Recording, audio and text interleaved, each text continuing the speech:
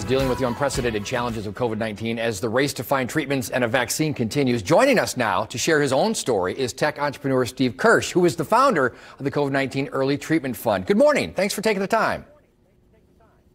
Hi, Tracy. Good morning. So what exactly does the Early Treatment Fund do? So what we do is we fund scientists who are working on testing drugs, existing drugs, that could make a difference in the fight against COVID. So turn COVID, you take this, you have COVID, you take one of these drugs as soon as you find out you have COVID, and then it turns it into something that's no worse than the common cold. And that's the goal, is to fund these scientists, because when the pandemic hit, I started talking to scientists and they told me very clearly two messages. One is that drug repurposing is the fastest, expensive way to end the pandemic. And that the second thing is that trials of the most promising drugs were simply not getting funded. We had lots of researchers who were doing trials on the most promising drugs, and they were not able to raise money for their trials. Is there too bright of a spotlight on the race for the vaccine versus what we could have already perhaps on shelves, or at least in testing? Yeah, it's, the vaccine is going to take a long time for us to get it. It's going to take a while for us to roll it out. It's not going to work in everyone. And so it's really important that we have options other than a vaccine. Not everyone's going to get the vaccine.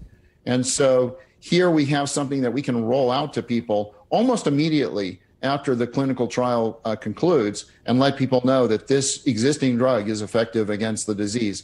And in fact, we have a number of trials that are going on right now, and we have data that shows that we are able to achieve our goal and go way beyond our goal. And our goal was to fund a drug that would make a 75% or more reduction in the hospitalization and the fatality rate from this disease. So we're seeing some very game-changing results from funding these scientists who otherwise wouldn't have the money to do these trials.